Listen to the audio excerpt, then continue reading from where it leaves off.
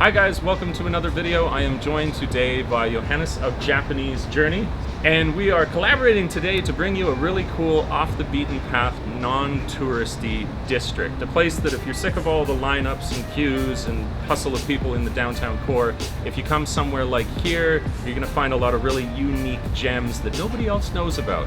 And to get the whole story, since we're working together, we're each gonna cover a different part of the neighborhood. So when you're done with this one, to go and check out the rest of it, please do head on over to Johannes's video.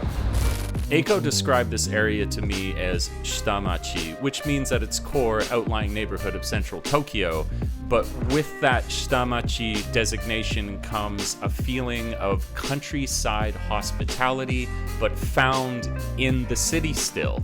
And it shows that if you get away from the downtown core, you don't even need to go far, but that kind of relaxing of tension, the more personable, quieter neighborhoods leads to an incredible atmosphere. And to simply be told it, I don't know if I'd believe it, but both the Marshmallow Specialty Shop and the Samurai Cafe were almost shockingly accommodating in the way that they made you feel like an old friend and you'd been there for 5 minutes.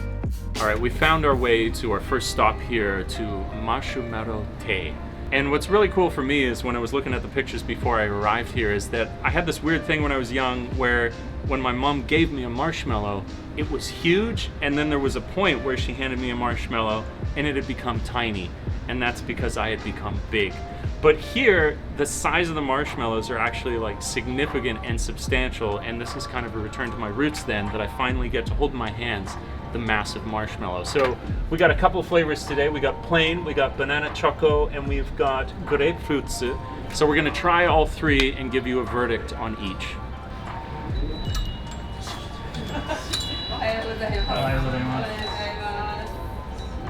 Okay, we have a few samples here. This is the plain one? You too? This would be grapefruit. Oh, grapefruit. I've got the plain. Grapefruits. Okay. And banana choco. Okay, we're going to try these before we purchase. Okay. Go for it. That's much softer than I expected. Oh, very nice. Yeah, this is plain. It's so fluffy. It's so good. Oh my god. 超ふわふわ。数年作れるお味がありまして、で大体まあ15種類くらい作れる中から1日でまあ4種類とか5種類作ってるって感じですね。で日替わりで作ってるので、今日たまたまこちらなんですよ。なるほど。でさっぱりしたかったらグレープフルーツ、でまあバナナチョコ甘いですよ。で無難に関したら女性にしたら紅茶とかね、少しリンゴっぽい甘みがあります。で杏仁はスッとした甘みなので私が好きなんで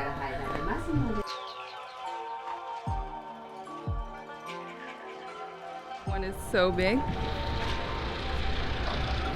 It's okay. Alright, here goes.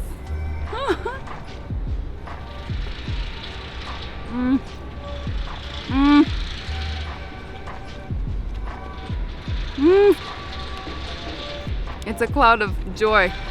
It's a cloud of joy.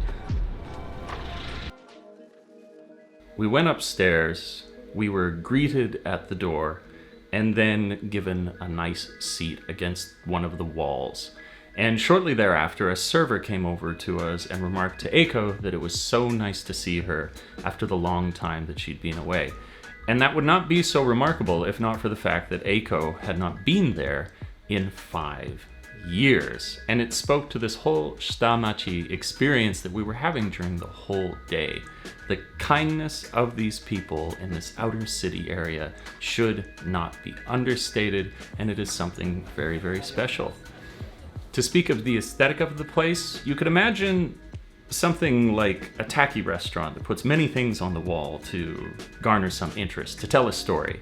Except here in Samurai, as opposed to being tacky, they are fascinating. You have katana that you want to know where they came from. You have all these specialty teacups and coffee cups, because coffee, of course, is one of the many specialties they have there. They have a hat that reminded me of a profession of fishing in China.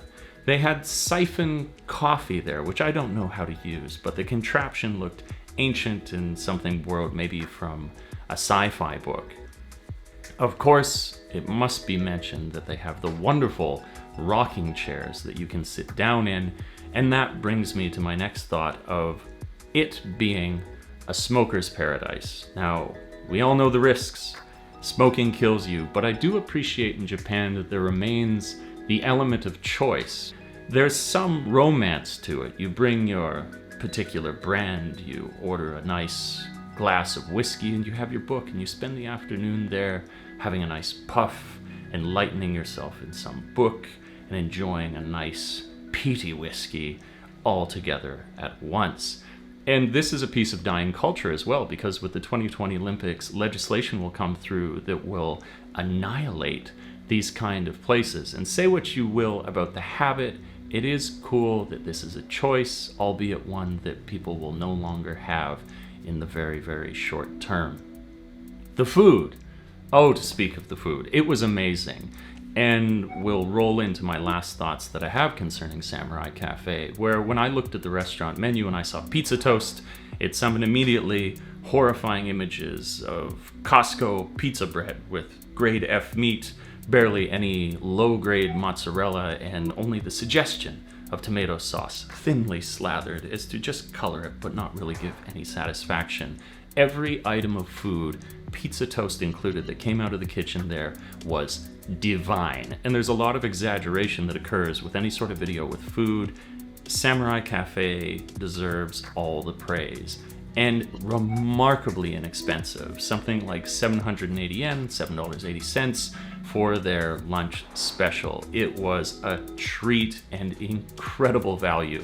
I really felt like I learned the meaning of when a place says that it's a senmon mise in Japan, where that means something totally different in their language, where in translation, obviously, it's specialty, but we don't do specialty in Canada, perhaps North America, like they mean it in Japan. They will bring anything to the highest level of that experience you could possibly have. And they left us with one detail though. Yeah, they also told us to tell you that they have beautiful women here. It's very important. Definitely. All right, guys, we made it. We survived the Samurai Cafe and the most delicious fluffy marshmallows I've ever had in my entire life. I'll definitely be heading back there for rocking chairs and whiskey. And I have to ask Johannes, what was the best? What was the worst? Regrets? Goals? Goals.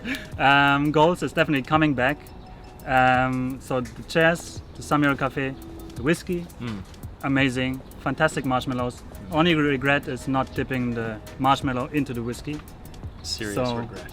Yeah, coming back is definitely something I must do. We must. Yes. All right, guys, the clock has run out. Thanks very much for watching. Down below in the description will be the link to Johannes's video, which will pick up where we have left off here in the Kamido Tenjin Shrine. And we'll also be going over in his video to check out the really cool Shotengai in the neighborhood as well. That's all for now.